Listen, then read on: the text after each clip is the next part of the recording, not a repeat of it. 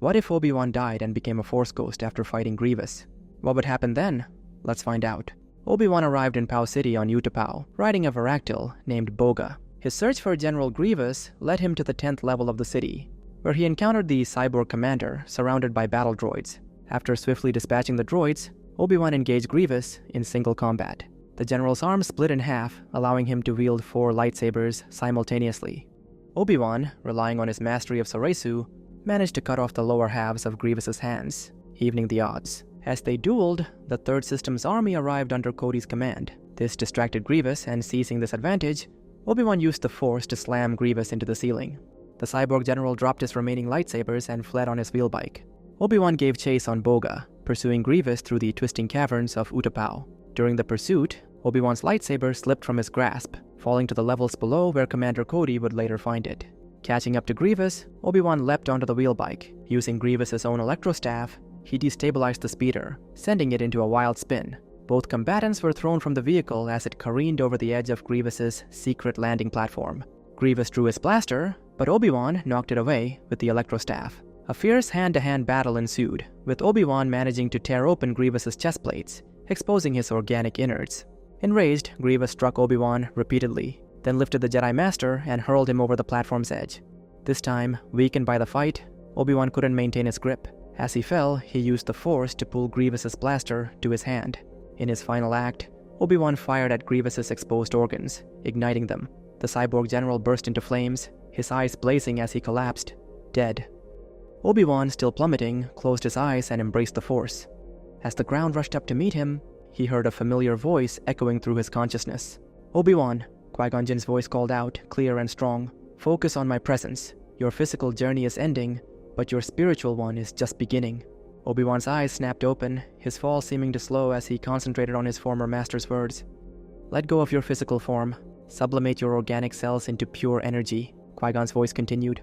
As the ground loomed closer, Obi-Wan felt a strange sensation washing over him. He could sense his connection to the Force growing stronger, more profound than ever before. "That's it, my old Padawan," Qui-Gon encouraged. "Deny the will of the Force to absorb you completely. Retain your individuality, your essence." In that final moment, Obi-Wan understood.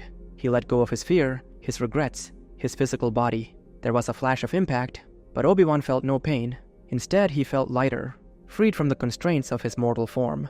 When he opened his eyes again, Obi-Wan saw his own broken body on the ground below. But he was still present, a luminous being of pure Force energy.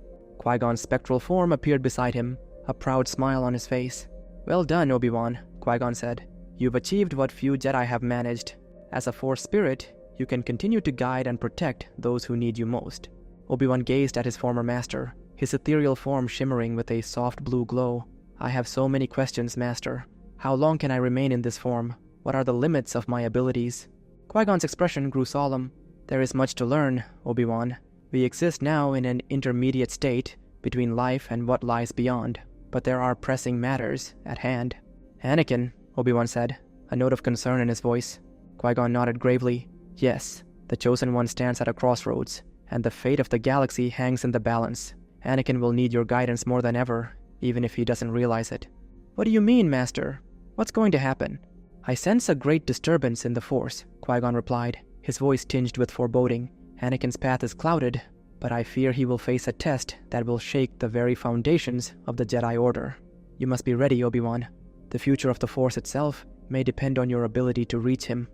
As the two Force ghosts conversed, light years away on Coruscant, Anakin Skywalker burst out of the Republic Executive Building, his mind reeling from the revelation he had just uncovered. Chancellor Palpatine, his trusted mentor and friend, was the Sith Lord they had been searching for all along. Anakin's emotions warred within him: shock, betrayal, anger, and a creeping sense of temptation. The power Palpatine had hinted at, the ability to save Padme, could it be real? Anakin's thoughts surged as he piloted his airspeeder through Coruscant's busy skyways. The Jedi Temple loomed ahead, its 5 spires piercing the sky. He pushed the speeder to its limits, weaving through traffic with reckless abandon. As he approached the temple, Anakin aimed for the main hangar bay. He brought his speeder to a screeching halt just inside the bay's energy field, leaping from the cockpit before the engines had fully powered down. The hangar was a flurry of activity, more so than usual. Anakin could sense an undercurrent of tension and grief in the air. His eyes darted around, searching for Master Windu. He spotted the Jedi Master near a gunship. deep in conversation with Kit Fisto, Agen Kolar, and Saesee Tiin. "Master Windu," Anakin called out, his voice cutting through the hangar noise. The Masters turned, their expressions a mix of surprise and concern at Anakin's disheveled appearance. Mace stepped forward, his brow furrowed. "Skywalker, we've been trying to reach you. There's been a development concerning Master Kenobi." Anakin's heart skipped a beat, momentarily distracted from his urgent news. "Master Kenobi? What's happened?" Windu's expression grew solemn. "Obi Wan succeeded in his mission to eliminate General Grievous, but at a great cost. I'm sorry, Anakin. He didn't survive the battle." The news hit Anakin like a physical blow. He staggered slightly, his mind reeling. "No, that's not possible. Obi Wan can't be..." For a moment, Anakin forgot about everything except the loss of his former master and friend. Grief and shock warred within him, threatening to overwhelm his senses. The idea that Obi Wan had fallen seemed impossible to comprehend. Anakin stumbled, his legs suddenly weak. He reached out, steadying himself against the cool metal hull of a nearby starfighter. The hangar seemed to spin around him, the noise fading to a distant hum as he struggled to process the devastating news. Obi Wan, gone. The man who had been his mentor, his brother, his closest friend. How could this be? Anakin's mind raced, replaying their last conversation, the easy banter they had shared before Obi Wan left for Utapau. He had been so sure of his former master's success, so confident in his abilities. As the initial shock began to subside, a creeping realization started to take hold. The war, Grievous, the Separatists, it all led back to one person. Palpatine. No, not Palpatine, Darth Sidious. The Sith Lord who had orchestrated this entire conflict, who had manipulated the galaxy into chaos and destruction. Anakin's grief began to crystallize into anger. Sidious had sent Obi Wan to his death, knowingly pitting him against Grievous while playing the concerned Chancellor. He gripped the starfighter tighter, his mechanical hand leaving small indentations in the metal. Sidious was responsible for all of this, for Obi Wan's death, for the countless lives lost in this war, for the very corruption of the Republic they had sworn to protect. With a deep breath, Anakin pushed himself away from the ship, turning to face Mace Windu. His expression had hardened, grief giving way to resolve. "Master Windu," Anakin said, his voice low and intense, "there's something you need to know, something that changes everything." Windu's brow furrowed, sensing the shift in Anakin's demeanor. "What is it, Skywalker?" Anakin glanced around, ensuring they wouldn't be overheard. He leaned in closer to Windu, his words carrying the weight of a galaxy-altering truth. "Chancellor Palpatine is the Sith Lord we've been searching for. He's Darth Sidious." Mace's eyes widened in shock, his hand instinctively moving to his lightsaber. "Are you certain of this, Anakin?"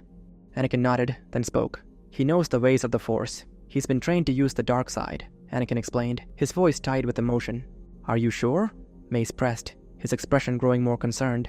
"Absolutely," Anakin replied without hesitation. Mace's expression darkened. "Then our worst fears have been realized. We must move quickly if the Jedi Order is to survive." Anakin stepped forward, his hand moving to his lightsaber. "I must go with you, Master." Mace held up a hand, his voice softening slightly. "No, Anakin. I need you to wait in the council chamber. This incident will undoubtedly cause immense political turmoil. If you come along, you'll end up at the center of it all. For your own sake, let us handle this." Seeing the pain and turmoil in Anakin's eyes, Mace placed a comforting hand on his shoulder. "I know you're suffering from Obi Wan's death. This is a difficult time for all of us, but especially for you. Stay here, meditate, and find your center. We'll need your strength in the coming days." Anakin nodded reluctantly. He watched as Mace gathered Kit Fisto, Agen Kolar, and Saesee Tiin, briefing them quickly on the situation. The 4 Jedi Masters moved swiftly towards the shuttle waiting in the hangar, its engines already humming in preparation for departure. As the Masters boarded the shuttle, Anakin stood alone in the hangar. He watched as the shuttle's repulsor lifts engaged, lifting it smoothly off the hangar floor. The shuttle glided out of the hangar, its form silhouetted against the Coruscant skyline, before accelerating towards the Republic Executive Building. Anakin remained rooted to the spot, his eyes following the shuttle until it disappeared from view. Once the shuttle was en route, Mace activated the ship's communication system. He opened a secure channel to the temple. "Master T," Mace's voice came through the comm. "Yes, Master Windu," Shak T responded promptly. "Skywalker has informed us that Chancellor Palpatine is the Sith Lord we've been searching for," Mace said, his voice grave. "We're moving to confront him now. I need you to activate the temple's defense systems immediately." "Understood," Shak T replied, her tone reflecting the gravity of the situation. "I'll see to it at once." "There's one more thing," Mace continued. "I need you to keep an eye on Skywalker. He's not doing well given Obi Wan's death, and this revelation about the Chancellor. Please join him in the council chamber and ensure he stays there. We can't risk him getting involved in what's about to unfold." "Of course, Master Windu. I'll attend to both matters right away," Shaak-Ti assured him. Soon Anakin found himself in the council chamber, joined by Shaak-Ti. The Togruta Jedi Master had arrived shortly after him, her presence calm but alert. "Anakin," she said softly, "I'm deeply sorry about Master Kenobi. He was a great Jedi and a dear friend to us all." Anakin nodded, his throat tight. "Thank you, Master T." They exchanged a few more words of consolation before falling into a tense silence. Shaak-Ti moved to the large window overlooking the Coruscant skyline, her gaze fixed in the direction of the executive building. She closed her eyes, extending her senses outward, monitoring the unfolding situation as best she could from a distance. Meanwhile, Anakin paced the chamber, his mind a whirlwind of conflicting thoughts and emotions. He thought of Palpatine, the man he had trusted as a mentor and friend for so many years, now revealed as the very enemy they had been searching for. The betrayal cut deep, compounding the raw grief of Obi Wan's loss. His thoughts turned to Padme, imagining terrible scenarios where Padme might die if something happened to Palpatine. The Chancellor's, no, the Sith Lord's, words about having the power to save people from death echoed hauntingly in his memory. What if Palpatine was the only one who could prevent the nightmare visions of Padme's death from coming true? At the same time, a surge of anger coursed through Anakin, as he realized Palpatine's machinations had led to Obi Wan's death. The grief and rage intertwined, threatening to overwhelm him. Anakin's thoughts then turned to Mace and the other Jedi Masters. What were they going to do? Arrest Palpatine? Try to kill him? The potential outcome seemed equally catastrophic. If they succeeded, would he lose his chance to save Padme? But if they failed, what would become of the Jedi Order? The conflicting loyalties, fears, and uncertainties swirled in Anakin's mind, leaving him utterly confused and torn. He felt pulled in multiple directions. His duty as a Jedi, his love for Padme, his anger at Palpatine's betrayal, and the lingering temptation of the power the Sith Lord had offered. As he kept pacing the council chamber, Anakin's internal turmoil grew more intense with each passing moment. The weight of his decisions, the potential consequences of his actions or inaction, began consuming him. He was standing at a crossroads, and the path he chose would have far-reaching implications not just for himself, but for the entire galaxy. Suddenly, Shaak-Ti's voice broke through his troubled thoughts. "Anakin." He turned, surprised to see her looking at him intently. "All will be well," she said softly, her tone calm and reassuring. "Do not let your worries overwhelm you. Trust in the Force." Anakin opened his mouth to respond, but found he didn't know what to say. How could he explain the depth of his fears, the complexity of his situation? Before he could formulate a response, a voice suddenly echoed through the chamber. "Anakin." The voice felt both distant and impossibly close, familiar yet otherworldly. Anakin jerked his head, searching for its source. His heart raced as he realized he recognized the voice, though it seemed impossible. Shaak-Ti too seemed to sense something, her posture straightening slightly. However, she appeared less startled by it than Anakin, her expression one of curiosity rather than shock. "Did you hear that?" Anakin asked, his voice tight with tension and disbelief. Shaak-Ti nodded slowly, her eyes scanning the room. "I sensed a presence, Anakin." Anakin's mind reeled. The voice had sounded like Obi Wan, but that was impossible, wasn't it? He stood frozen, caught between hope and fear, waiting to see if the voice would come again. "It sounded like Obi Wan," Anakin said, his voice barely above a whisper. "But how can that be?" Shaak-Ti closed her eyes, reaching out with her senses, trying to discern the nature of this mysterious presence. Then the voice spoke again, this time in disjointed segments. "Anakin, it's time." A pause, then, "To fulfill." Another moment of silence, followed by the prophecy. Anakin's eyes widened, his heart pounding in his chest. The voice was unmistakably Obi Wan's, yet it seemed to come from everywhere and nowhere at once. Shaak-Ti opened her eyes. "This is unprecedented," she murmured. "I sense a presence, but it's unlike anything I've ever encountered." Anakin took a step forward, his voice trembling slightly as he called out, "Obi Wan, Master, is that you?" The voice returned, faint but clear. "Save them." And then, as suddenly as it had appeared, the presence vanished. Both Anakin and Shaak-Ti felt the shift in the Force, the otherworldly energy dissipating like mist in sunlight. Anakin turned to Shaak-Ti. "Did you hear it too? Tell me you heard it." Shaak-Ti nodded slowly, her expression thoughtful. "I sensed the presence, but I couldn't quite make out the words. What did you hear, Anakin?"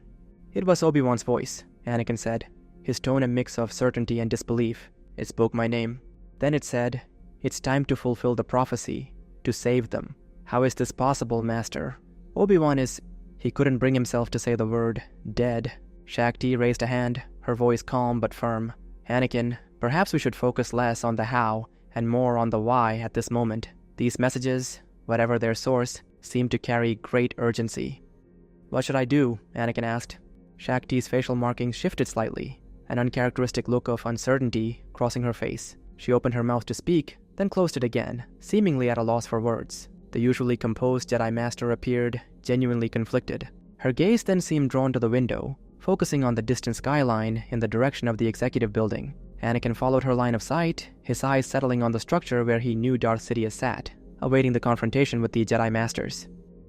In his office within the Republic executive building, Palpatine stood by the expansive window, his eyes fixed on the Coruscant skyline, draped in darkness. He had felt a disturbance in the Force, though he couldn't discern its nature.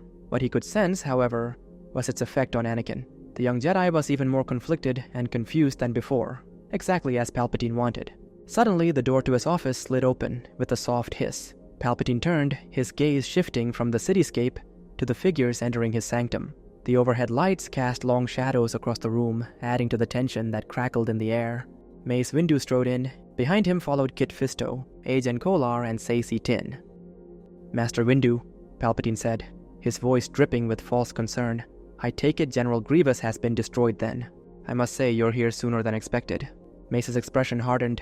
In the name of the Galactic Senate of the Republic, you're under arrest, Chancellor.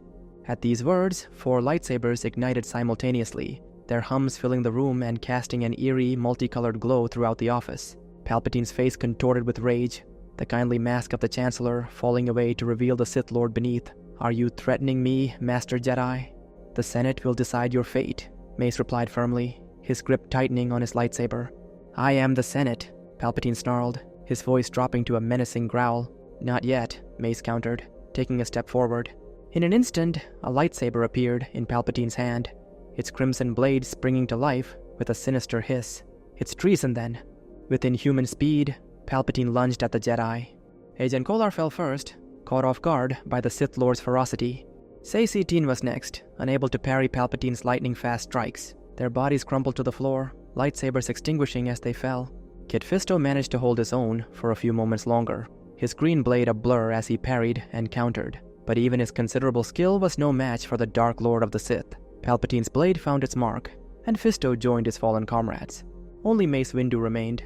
Their duel carried them through the office, lightsabers clashing in a furious display of skill and power. Sparks flew as their blades met, casting fleeting shadows across the walls. Palpatine drove Mace back towards the large window, his attacks growing more vicious with each passing second. The sound of shattering transparent steel filled the air as errant strikes destroyed priceless artifacts and furniture. But Mace held firm, his unique Form 7 style allowing him to channel the dark side energy surrounding Palpatine back against him. With a powerful kick, Mace knocked Palpatine's lightsaber from his hand, sending it clattering across the floor and out the shattered window. Palpatine stumbled back, falling onto the windowsill. Mace stood over him, purple lightsaber pointed directly at the Sith Lord's throat. In that moment, Palpatine's mind raced. Outwardly, he projected fear and weakness, but inwardly, he was calculating. This confrontation was unfolding exactly as he had foreseen. He could feel Anakin's conflicted presence drawing nearer, and he knew his true moment of triumph was at hand. All he needed to do was maintain this facade of vulnerability for a few moments longer. Mace Windu, by contrast, was filled with a grim sense of purpose. He could feel the dark side radiating from Palpatine, more potent than he had ever sensed before. The Jedi Master knew that this moment would decide the fate of the Republic and the Jedi Order. He steeled himself, prepared to do what must be done to end the threat of the Sith once and for all. Suddenly, both Palpatine and Mace sensed a new presence. Their heads turned in unison towards the office entrance just as Anakin burst through. To their surprise, Shakti was right behind him. Palpatine's eyes gleamed with triumph, though he maintained his appearance of distress. This was the moment he had been orchestrating for years. With Anakin here, witnessing this confrontation, the final piece of his grand plan was falling into place. As for Anakin and Shakti, they took in the scene before them. The fallen Jedi, the destroyed office, and Mace holding Palpatine at saber point. Suddenly, Palpatine's hands erupted with crackling blue lightning, arcing towards Mace's lightsaber. In an instant, Shakti sprang into action. With a swift, graceful leap, she positioned herself beside Mace, her blue lightsaber igniting with a snap hiss. Together, the two Jedi Masters struggled to contain the Sith Lord's power. their blades bending back dangerously close to their faces. "Anakin," Mace called out, his voice strained and distant. "Anakin, help us. This is your chance." Anakin stood rooted to the spot, his eyes wide as he watched the confrontation unfold. His hand hovered near his lightsaber, but he made no move to ignite it. "Help me, Anakin," the Chancellor said. "This was never an arrest. It's an assassination." At this point, Windu sensed how Palpatine was not afraid, and that was when he finally understood. His unique Force ability to see shatter points, which were the weaknesses and critical fracture points in any situation or person, suddenly revealed to him the key to final victory.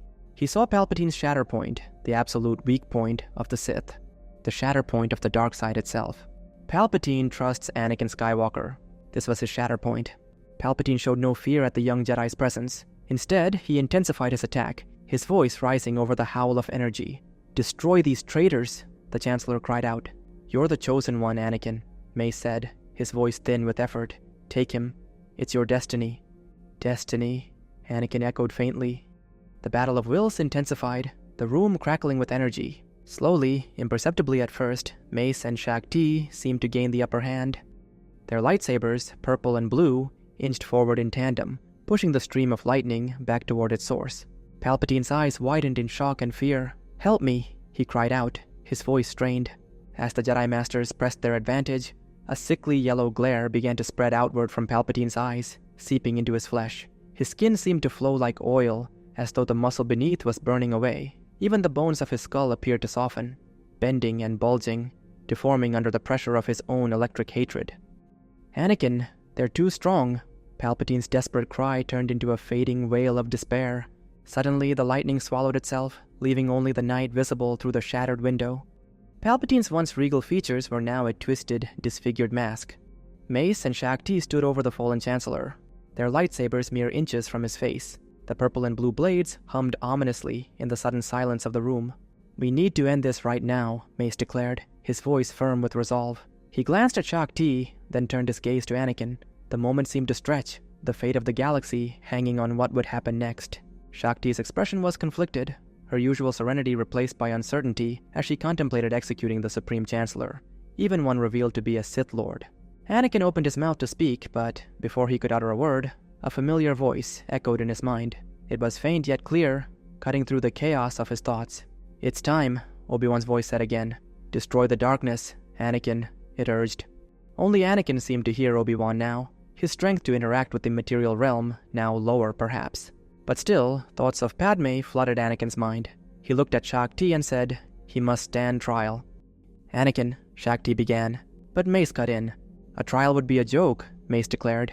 "Palpatine controls the Senate and the courts. This is our only chance to end this." Anakin looked at Shakti. She didn't seem opposed to Mace's words. They all knew it was true, even Anakin. Yet it wasn't his belief in justice that drove him to protest, but his desperate desire to obtain from Palpatine the information on how to save Padme. Mace raised his saber to strike down Palpatine, while Shakti stood ready to intervene if necessary. Palpatine, his complete trust in Anakin being his shatter point, was confident that the young Jedi would step in, betray Windu, and give him the chance to eliminate both Windu and Shakti with ease. As Windu raised his saber higher, moments away from taking Palpatine's head, Anakin cried out, "I need him!" But Windu didn't stop. His saber rose higher, poised to deliver the final blow. Anakin stood conflicted beyond belief, teetering on the edge of decision. Then, once again, Obi-Wan's voice cut through his mind. "Palpatine lied to you, Anakin. I will help you save her." A hiss of a saber ignition filled the room, followed by a streak of blue that flashed before Mace's eyes. For a heartbeat, time seemed to stand still. Mace's saber froze mid-strike, his eyes widening in surprise. Palpatine's face contorted in shock and betrayal. His trust in Anakin, which he believed unshakable, had shattered like glass. The young Jedi's blue blade had passed through Palpatine's arms, severing them at the elbows. The dismembered limbs tumbled out of the shattered window, carried away by the howling winds outside. In that moment, Palpatine realized his fatal error. His trust in Anakin had been his undoing, but the Sith Lord was not about to give up. He called upon the Force, but before he could unleash whatever dark power he was summoning, Windu's saber flashed through the air. In an instant, it passed below Palpatine's chin, cleanly separating his head from his body. As Palpatine's head began to fall, his consciousness lingered. He saw his own body slump against the windowsill, lifeless. The cool night air rushed against Palpatine's skin as he plummeted. His eyes, still functioning, took in the receding figures of the Jedi and the blurred lights of the city. He tried to speak, to scream his rage, but no sound came. His ability to vocalize was gone. Next, his sense of taste disappeared, followed quickly by smell. The world became a silent vacuum as his hearing faded. Finally, his vision began to darken at the edges, the lights of Coruscant blurring into indistinct streaks. Touch lingered the longest, the rush of air against his face, the last sensation he would ever feel. In his last moments of awareness, Palpatine's mind filled with bitter irony. His grand plan, decades in the making, had crumbled in mere seconds. As the last spark of consciousness faded from his eyes, the Dark Lord of the Sith, who had sought to rule the galaxy, instead found only oblivion in the endless canyons of the city planet. Anakin fell backwards onto a nearby chair, slumping down. "What have I done?" he whispered, his voice trembling. Shakti quickly knelt beside him after deactivating her lightsaber. She placed a comforting hand on his shoulder. "You did what you were meant to do, Anakin. You destroyed the Sith." Mace turned off his own saber and nodded solemnly. "We couldn't have done this without you. You truly are the chosen one." Anakin quietly called out for Obi Wan, but the voice was not there.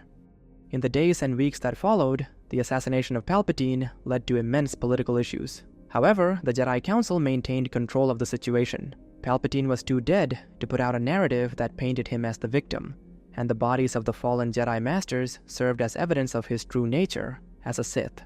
While some initially argued that Palpatine had acted in self-defense, their doubts were soon dispelled. Commander Cody and his clone troops examined the memory units of General Grievous's Magna Guard droids, uncovering recordings of the Separatist leadership being sent to Mustafar. The Separatists were swiftly apprehended and confessed that Darth Sidious had been leading them from the beginning. They provided years of recorded transmissions between themselves and Sidious, definitively proving Palpatine's identity to the galaxy. With Palpatine's true nature revealed, the Jedi were vindicated. A new Chancellor was elected, and the Order began to investigate those closest to Palpatine. Through questioning Masameta, they uncovered the truth about the inhibitor chips and Palpatine's plans to kill the Jedi. This revelation confirmed what Fives had tried to explain during the Clone Wars, leading to a galaxy-wide operation to remove the chips from the clones. Anakin was soon elevated to the rank of Jedi Master. Padme gave birth to Luke and Leia without complications, her life never in danger as Anakin had feared. Despite these positive changes, Anakin continued to call out to Obi Wan, but the voice didn't seem to return. Shakti, the only other person who had sensed the presence, advised Anakin that perhaps Obi Wan had fulfilled his purpose in guiding Anakin and had now returned to the Force Netherworld. But Anakin was not so certain, believing there was more to his former master's mysterious intervention. What if a fly flew into Palpatine's mouth during his speech in Revenge of the Sith? What if Maul's speeder blew up in The Phantom Menace? These are some of the mini what-ifs available on my Patreon for $1 or more a month. So do check that out if you're interested. Link should be in the description. But if you don't want to do that, don't worry. They will be uploaded to the channel in a month or so. Also, thank you to all the existing Patreon supporters and channel members. Your help really does mean a lot to me. Goodbye and see you in the next one.